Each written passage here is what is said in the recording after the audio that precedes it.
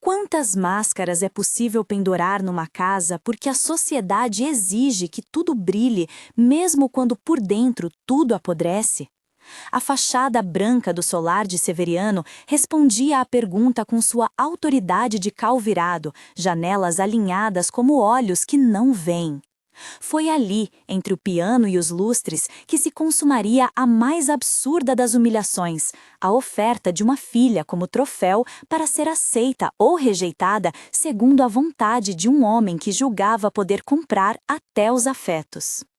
Se quiser ficar até o fim e conhecer o desdobrar dessa afronta e o modo como dignidade e coragem viraram o jogo, inscreva-se no canal e acompanhe essa história.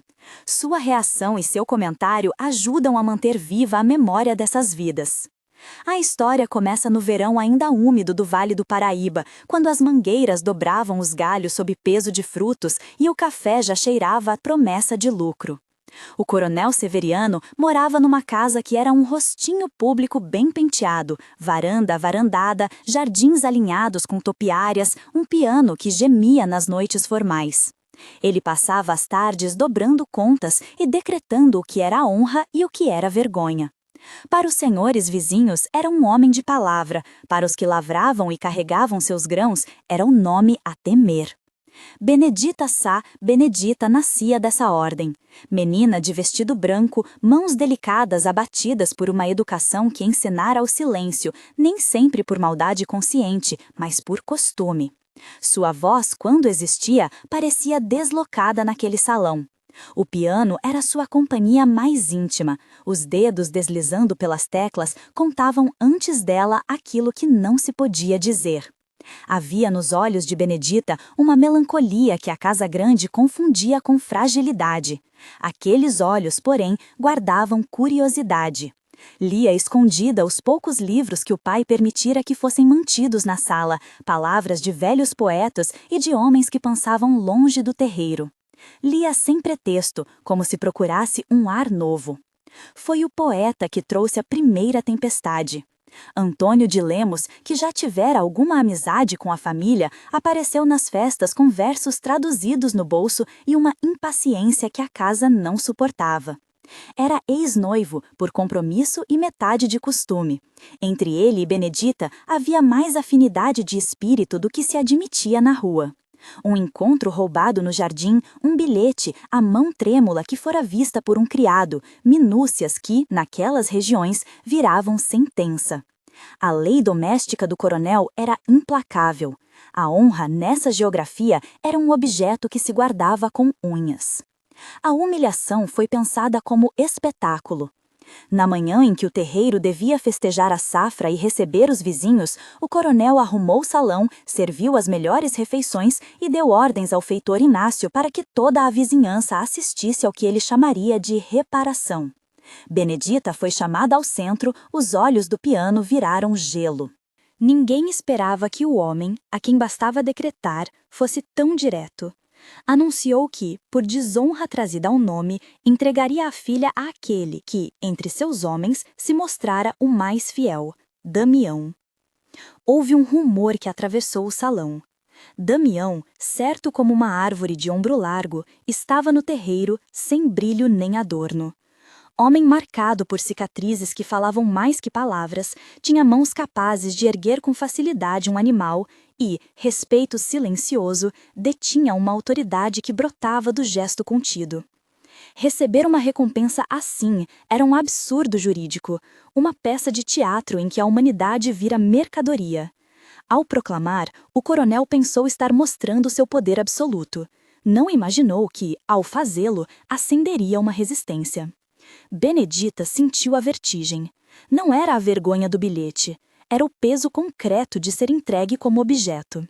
No caminho entre o salão e a senzala, a seda raspou no chão de terra como se a casa grande tivesse se desfazendo. Ela não caiu em pranto teatral.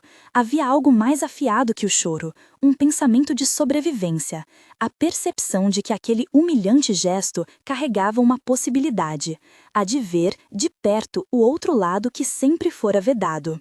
Aceitou, não por submissão ao destino, mas por uma astúcia que mal sabia nomear.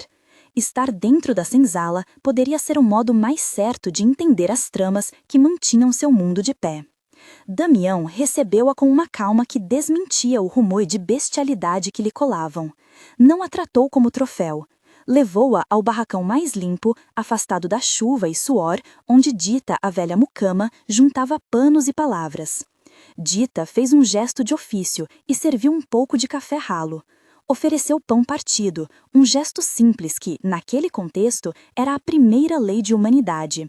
Damião caminhou entre as esteiras e, por sua presença, a senzala estremeceu de respeito. Ele não se apropriou de Benedita, ficou como quem guarda uma chama que pode salvar. Nos primeiros dias, a menina provou a dureza da vida que fora invisível a ela. O cheiro da fumaça da cozinha fixou-se em suas roupas. Os pés calçados para as festas não mais eram necessários. Havia, entretanto, um paradoxo que a surpreendia. A senzala era ao mesmo tempo prisão e refúgio. Ali estava a rede onde mãos amigas costuravam uma narrativa de cuidado. Dita lhe contou histórias em voz baixa, e nessas histórias, Benedita ouviu a resistência que as palavras dos poetas não ensinavam. Aprendeu a partir o pão com os outros, aprendeu o som do canto que nascia em torno do alqueire, aprendeu a contar nomes perdidos sobre o peso das roças. Cada ensinamento era uma pedra no caminho de sua reconstrução. Damião passou a ser para ela algo como uma sombra protetora. Ele não buscava afirmar poder sobre sua pele, ao contrário, protegê-la era para ele uma questão de honra que se confundia com uma dívida antiga. Nos corredores do engenho corria a história das cicatrizes no peito de Damião, marcas de açoite, palavras de um passado que arrancara da lembrança o nome da mãe. Ele cultivara silêncio e pudera, por isso, ouvir melhor. A presença dele era acionada por gestos, uma xícara estendida, uma palavra baixa, um ombro que se oferecia quando a vergonha se tornava quase insuportável. Entre eles formou-se uma aliança de dignidade, não romântica, pelo modo que o termo às vezes reduz as pessoas, mas profunda, baseada em respeito, escolha e estratégia. Enquanto Benedita reorganizava sua cabeça, o coronel Severiano continuava a costurar seu modo de reinar. Havia, porém, rachaduras que ele desconhecia. Nas gavetas do seu escritório, um cômodo com cheiro de verniz e papéis, guardavam-se não só livros de contabilidade, mas segredos que poderiam corroer a sua autoridade. Damião reparara, ao longo dos meses, em como o feitor Inácio consultava às vezes um caderno apartado, em como um rapaz miúdo, o que trabalhava como escriturário, trazia cartas de fora.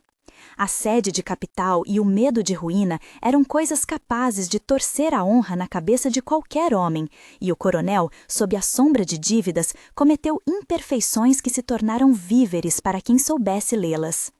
Benedita, que havia lido versos e olhava os livros com novo fervor, começou a sondar o escritório sob um pretexto de recuperar um objeto perdido do pai. Aprendera com Dita e com o olhar de Damião pequenos truques de ocupação, como se aproximar sem alarmar, como pedir licença com voz que não desafia e que, no entanto, instaura a presença. Uma tarde, quando o sol batia nas janelas e os empregados estavam no campo, ela voltou ao escritório e encontrou sob um lenço dobrado papéis que cheiravam a óleo e segredo. Eram correspondências, bilhetes de cidades, nomes riscados, quantias a que ele não dera conta. Havia entre as páginas uma declaração masculina, em letra trêmula, que mencionava um filho, Tobias. Tobias era um nome que caminhava pelos becos do povo, nas bocas velhas. Era o filho que a Casa Grande negava, o menino nascido de uma mulher humilde que insistira em manter o segredo até sucumbir à necessidade. Havia registros, notas de entrega para um pequeno que crescera na rua, e o que era pior para o coronel, um recibo de ajuda financeira que atestava o reconhecimento, ainda que oculto, daquele vínculo. Para Benedita, a descoberta foi como um estalo. Ali, em tinta, jazia não apenas a prova de uma traição privada, mas os indícios de uma vida pública de corrupção moral. O coronel, pondo-se como juiz da honra, tinha uma história que contradizia o seu próprio decoro. A trama poderia ter morrido nas gavetas, mas a vida, quando desperta, conhece impaciências. Benedita, tocada pela injustiça que havia sentido, viu naquelas páginas a chance de devolver o golpe. Não por vingança pessoal, embora a humilhação queimasse, mas porque, para ela, expor o coronel significava abrir uma fenda na fachada que sustentava uma ordem inteira. Levou os papéis a Damião em noite sem lua. O encontro foi uma costura de respirações. "O senhor não pode ficar com isso", disse ele, voz baixa quando leu. Havia calma, sim, mas nenhuma indecisão. "Não se trata apenas de você, menininha. São vidas. Se aquilo vira notícia, podem tentar sufocar, mas é começo." Damião conhecia bem o terreno das pequenas guerras, a fúria do feitor, a maneira como homens armavam redes de intimidação para que nada chegasse à cidade. Sabia que a justiça na província frequentemente puxava o manto dos poderosos. No entanto, também sabia da fragilidade do poder baseado no medo. A aliança que formaram começou então a traçar um plano que usaria tanto a astúcia de Benedita quanto a autoridade moral de Damião entre os que trabalhavam no engenho. Precisavam de provas irrefutáveis e de um modo de expô-los que, diante de tantos olhos, paralisasse as mãos que trariam o silêncio. Não faltaram riscos. Inácio, o feitor, tinha o corpo pronto para exercer violência. Era a forma de manter lei onde as leis oficiais hesitavam.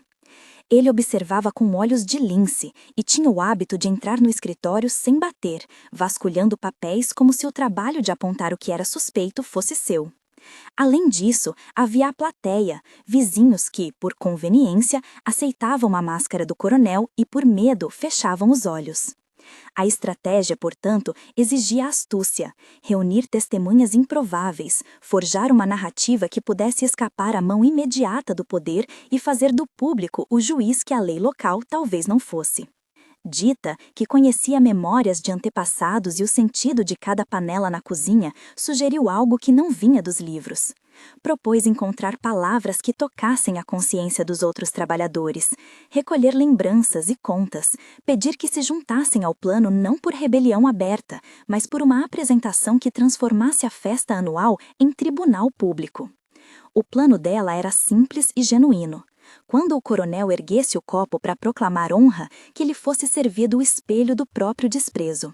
Havia um risco claro de represália, mas também a oportunidade de mostrar que a comunidade sabia e lembrava. Benedita ocupou-se em frequentar os livros do pai como se fossem mapas. Aprendeu a ler entradas contábeis, a procurar nomes em letras pequenas, a entender a sequência de pagamentos que, quando cruzada com cartas, traria à luz a verdade sobre Tobias e as transações que o coronel preferia ocultar. Damião, por sua vez, ia angariando discretamente a confiança dos mais discretos na senzala. Havia homens que sabiam do que Inácio era capaz, e mulheres que lembravam da moça que o coronel chamara de pecadora naquela manhã. Em jantares de pouco brilho, prepararam as peças que um dia seriam apresentadas em praça alta. O poeta Antônio, que nascera para desafiar convenções, não deixou que o passado esfriasse. Torturado pelo arrependimento de ter sido instrumento do escândalo ou por afeição genuína, ofereceu-se a ser porta-voz fora do engenho, buscando apoio nos jornais da cidade e em pessoas que, por sensibilidade ou por rivalidade com Severiano, pudessem ajudar a amplificar o que se preparava. Havia na cidade um pequeno jornal que gostava de escândalos e, mais que isso, de fazer um serviço de moralidade pública. Antônio sabia que numa imprensa nascente, revelar um escândalo podia provocar a ação das autoridades provinciais. Nos dias que antecederam a festa, cada movimento foi uma pequena epopeia.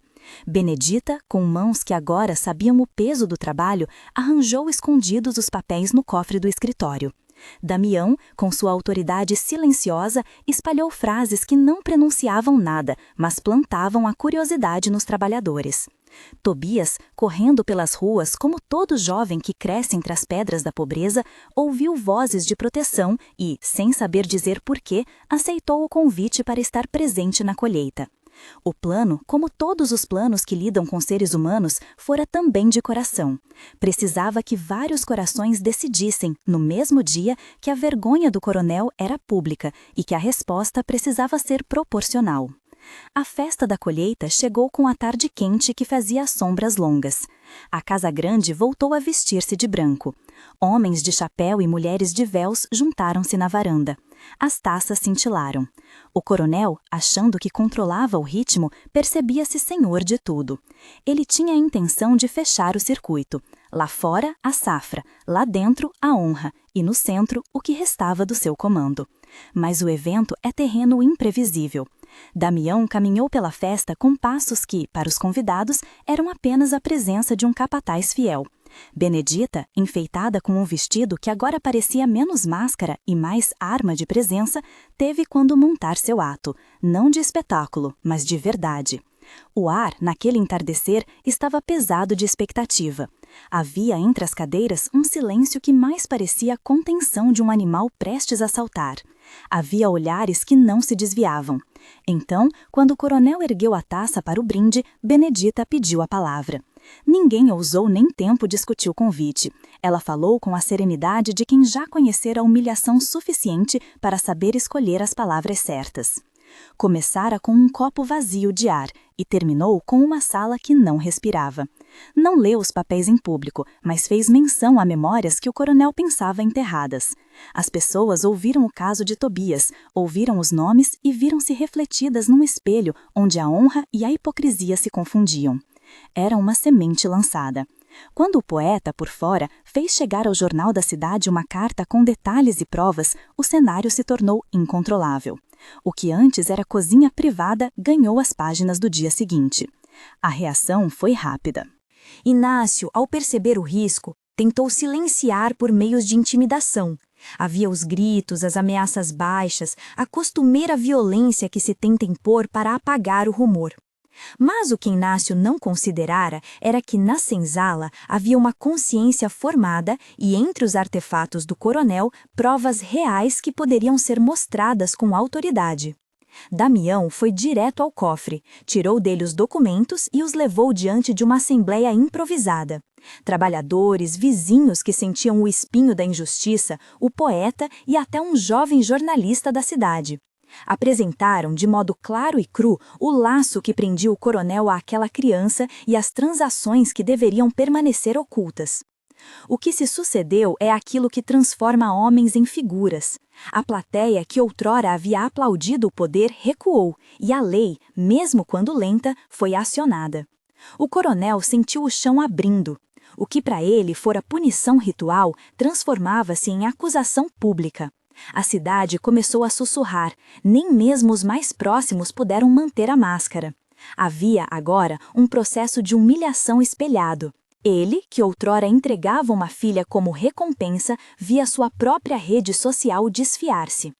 A polícia provincial recebeu queixas, havia papéis, testemunhas e o efeito amplificador do jornal. O coronel, que acreditara ser dono dos destinos, viu-se chamado a prestar contas. Não foi apenas a palavra dada em uma festa que o derrubou, foi a soma de pequenos atos, de relatos, de documentos e de uma coragem coletiva que se recusava a aceitar a barganha que transforma pessoas em mercadoria. A prisão veio não só como punição, mas como reparação simbólica. A autoridade que humilhava a filha e o povo precisava, ao menos por um momento, ceder à força de uma justiça que vinha desde os campos e das vozes que já não podiam ser silenciadas. O desfecho dessa cena, contudo, não seria uma vingança pessoal, seria algo mais amplo. A queda do coronel abriu a possibilidade de reparação prática.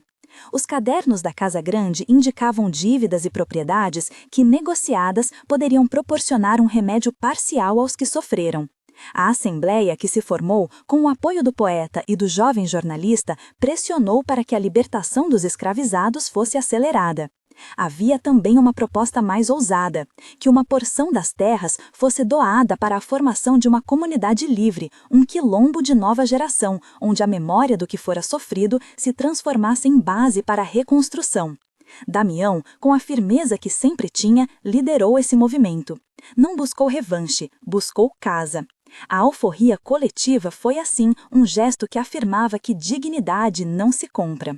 Benedita, por sua vez, enfrentou um destino diferente.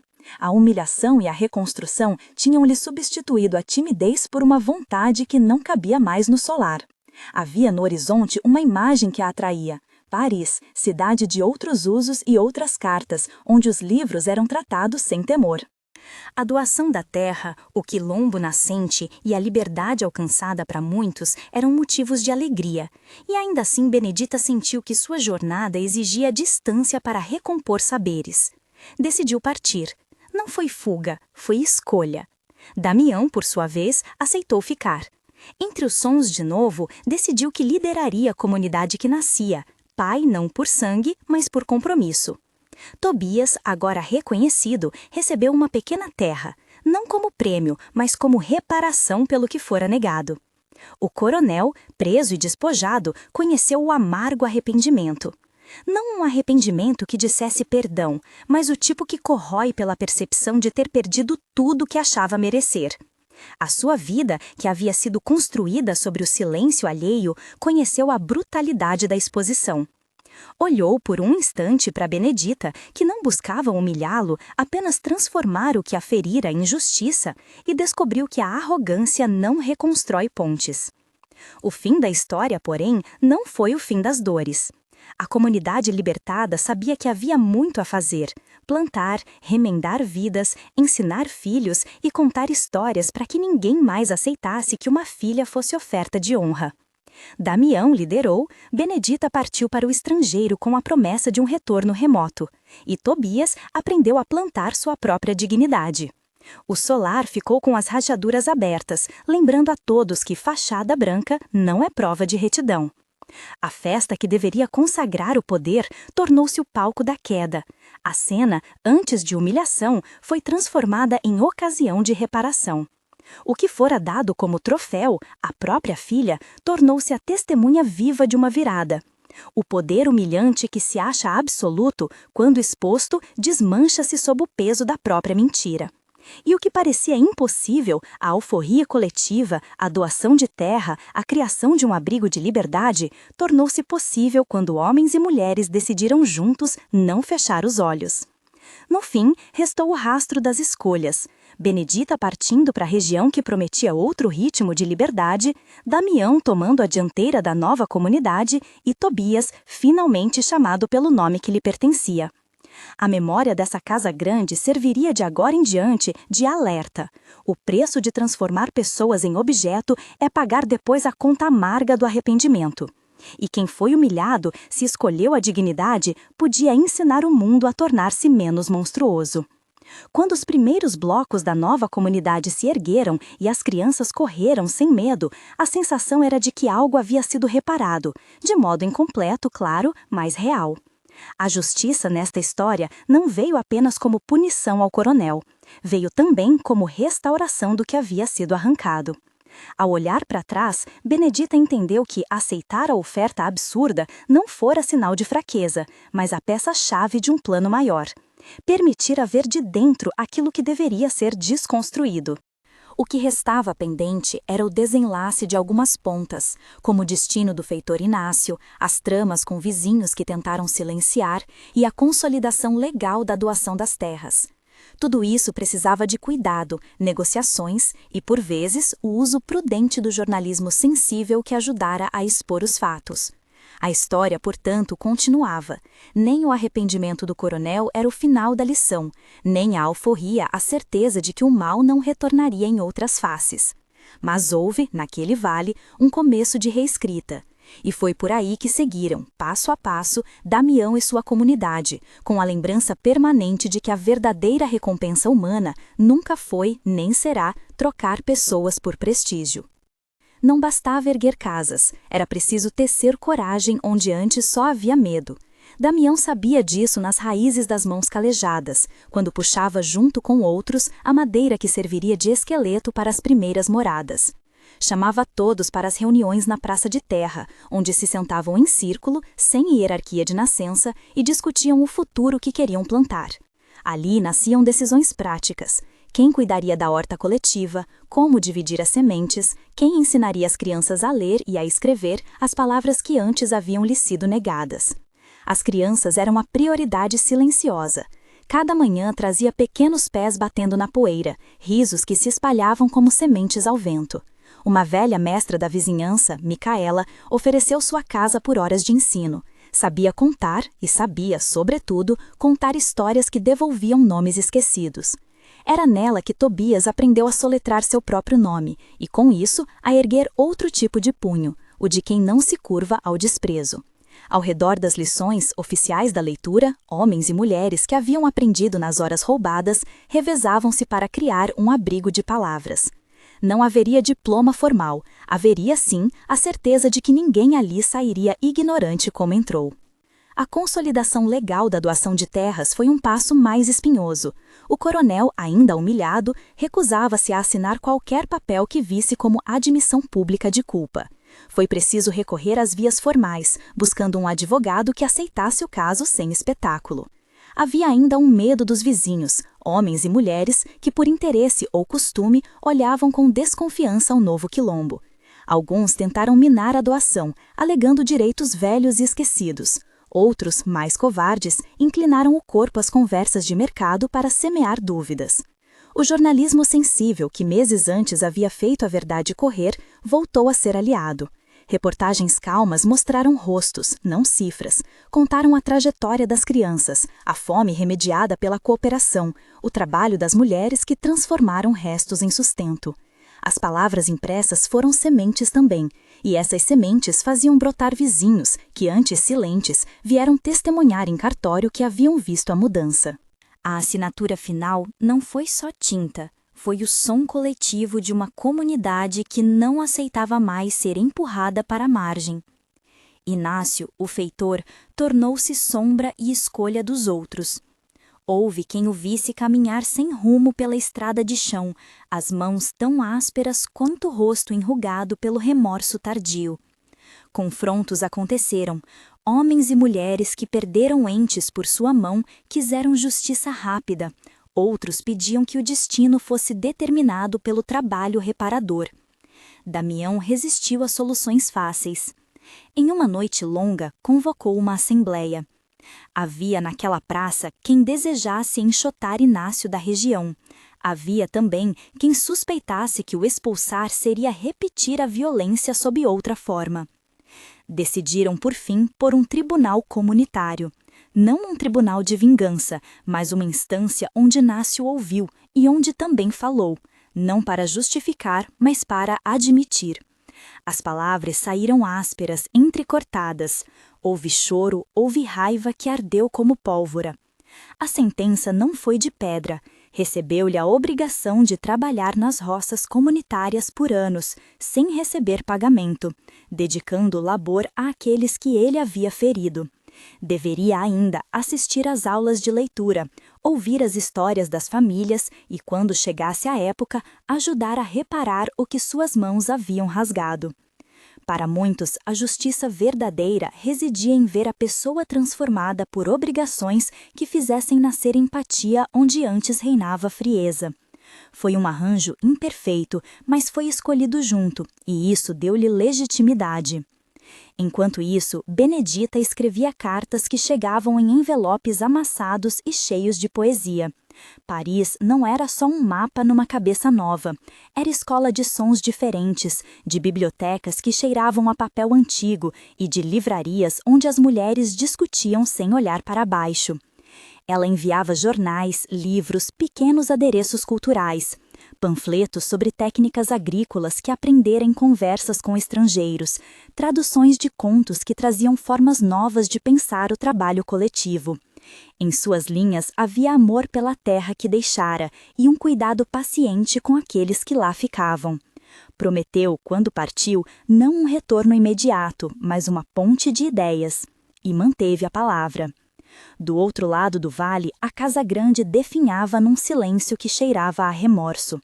O coronel, cada vez mais fechado em si, cumpria dias de reflexão que não abrandavam a solidão. Alguns visitantes, gente que buscava entender a natureza do poder que corrói, escreveram longos relatos sobre sua decadência. Ele, que outrora se jactara de ordens e festas, agora lutava para suportar o olhar das paredes. Não houve uma redenção luminosa. Houve, isso sim, um homem reduzido à sua finitude. E a comunidade, cautelosa, decidiu não humilhar mais. O passado continuava como memória ardente e a prudença recomendava distância àqueles que ainda sentiam a dor aberta. Houve enfrentamentos externos que testaram a nascente comunidade. Um grupo de capatazes contratados por interesses alheios tentou intimidar os novos labradores. Cercas foram levantadas para dividir onde antes o mundo havia sido comum. Damião, cuja liderança crescera não por desejo de poder, mas por necessidade do verbo compor, respondeu com firmeza.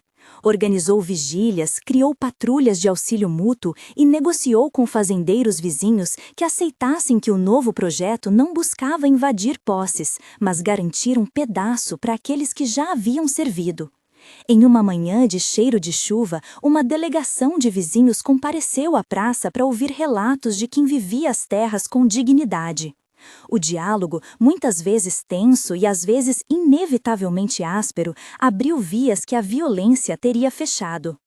Dias de festa marcaram o plantio das primeiras árvores frutíferas. Havia música feita com latas, com tambores improvisados e vozes que se entrelaçavam em um cântico que falava de trabalho e de esperança. Tobias, com as mãos sujas de terra, sorriu pela primeira vez para a própria imagem refletida na água do tanque, como quem reconhecera que não é mais aquilo que lhe disseram ser. Benedita, em uma carta longa, descreveu à comunidade o céu de Paris, as luzes, os cafés, as discussões e finalizava com uma ordem de amor. Cuidem das crianças como se fossem estrelas que eu ainda hei de ver. As cartas chegavam e com elas vinha a certeza de que pertenciam uns aos outros, mesmo onde as distâncias se estendiam. Mas não tudo estava resolvido.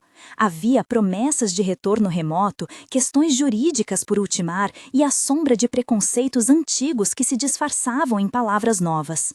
O trabalho diário exigia não só força física, mas coragem para reaprender a confiar. E às vezes, no silêncio da madrugada, Damião sentia o peso de escolhas que ainda precisavam ser feitas.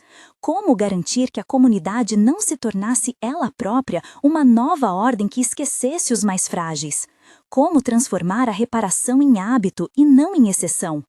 Foi com essa pergunta que uma nova reunião começou, numa tarde em que o vento trazia o cheiro de terra molhada e promessas. Sentaram-se ali jovens e velhos, mães com bebês aos seios, homens com mãos calejadas. O assunto era simples e urgente: definir as regras que garantissem que a terra doada jamais voltasse a ser fonte de exploração. Havia esboços de estatutos, rascunhos de acordo, palavras que buscavam responder à pergunta de Damião. O sol inclinava-se quando uma voz perguntou, por fim, o que fariam se a cidade próxima enviasse outra investida de interesse. Silêncio. Depois, uma resposta. Juntos, como sempre. E no gesto que se seguiu, mãos dadas em círculo, havia a promessa de que aprenderiam a transformar a dignidade em estrutura, sem perder a alma do gesto que os unira. Mas não tudo estava resolvido. Havia promessas de retorno remoto, questões jurídicas por ultimar e a sombra de preconceitos antigos que se disfarçavam em palavras novas. O trabalho diário exigia não só força física, mas coragem para reaprender a confiar. E às vezes, no silêncio da madrugada, Damião sentia o peso de escolhas que ainda precisavam ser feitas. Como garantir que a comunidade não se tornasse ela própria uma nova ordem que esquecesse os mais frágeis? Como transformar a reparação em hábito e não em exceção? Foi com essa pergunta que uma nova reunião começou, numa tarde em que o vento trazia o cheiro de terra molhada e promessas. Sentaram-se ali jovens e velhos, mães com bebês aos seios, homens com mãos calejadas. O assunto era simples e urgente: definir as regras que garantissem que a terra doada jamais voltasse a ser fonte de exploração. Havia esboços de estatutos, rascunhos de acordo, palavras que buscavam responder à pergunta de Damião. O sol inclinava-se quando uma voz perguntou, por fim, o que fariam se a cidade próxima enviasse outra investida de interesse. Silêncio. Depois, uma resposta. Juntos, como sempre. E no gesto que se seguiu, mãos dadas em círculo, havia a promessa de que aprenderiam a transformar a dignidade em estrutura, sem perder a alma do gesto que os unira. No fim daquela tarde, ao fechar a assembleia, alguém trazia notícias de além das colinas.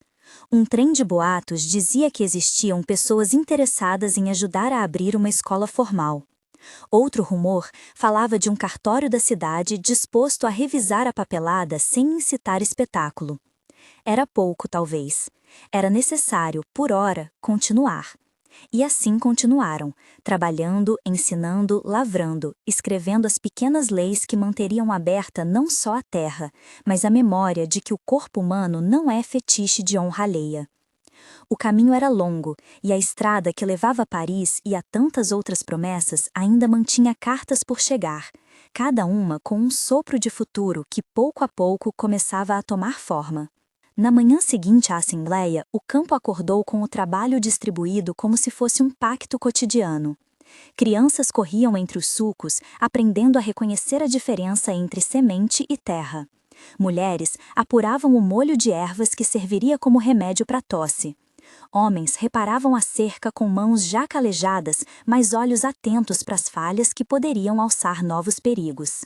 Damião circulava entre os grupos não como homem no alto da hierarquia, mas como aquele que ouviu promessas e agora presidia os passos para torná-las práticas. Veio então o primeiro visitante oficial, uma mulher do cartório na cidade, de gesto firme e voz sem afetação, que deu sua identificação com um ar de quem entregava um presente e um aviso. Trouxe uma pasta com papéis, tropa de selos e carimbos. Ofereceu orientação sobre como formalizar a posse comunitária, propôs caminhos para registrar o uso coletivo da terra e falou, com precisão legal, das cláusulas que evitariam futuras alienações. Havia nela uma reverência pelo que se fazia ali, não espetáculo burocrático, mas instrumento para tornar a promessa resistente ao tempo. A presença do cartório suscitou alegria contida e também alguma desconfiança. Para além da prática de proteger juridicamente o terreno, era preciso decidir que tipo de poder aceitariam quando recorressem às formalidades da cidade. Havia memórias vivas de como papéis e selos serviam antes para cercear liberdades. Havia também um desejo claro de que aquele registro não se tornasse nova armadilha. Damião convocou então grupos de debate. Não queria que a palavra estatuto soasse como decreto vindo de cima. Insistiu que cada cláusula tivesse rosto e voz. Reuniram-se sobre as mesmas árvores onde se plantavam as primeiras fruteiras. Jovens que haviam aprendido a ler com as cartas de Benedita leram trechos em voz alta. Os mais velhos lançavam perguntas como anzóis, puxando assuntos que a lei por si só não previa. E as mulheres? E as crianças? E os que voltam depois de muito tempo?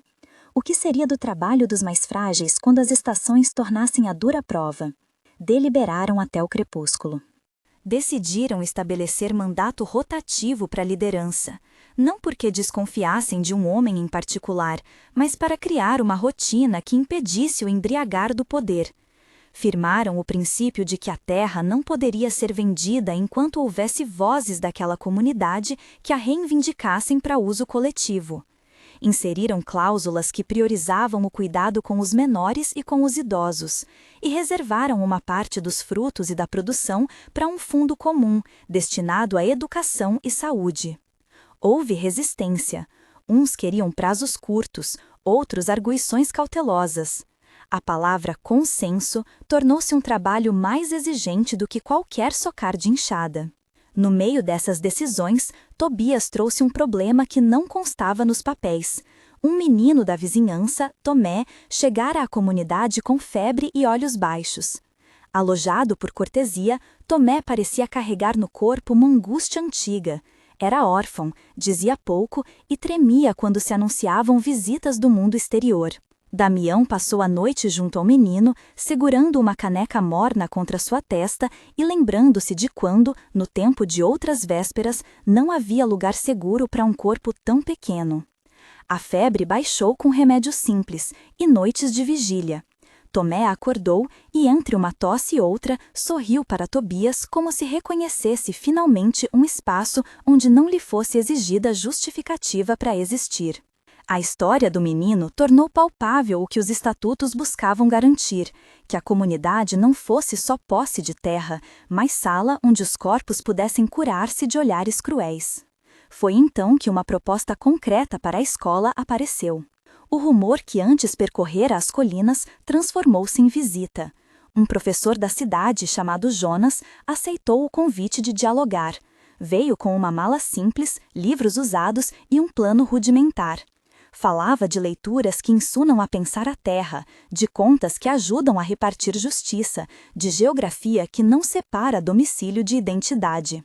Jonas propôs começar com uma sala improvisada e um método que misturava saber técnico e histórias da própria comunidade, registros da colheita, memórias orais, poesias nascidas das noites de plantio.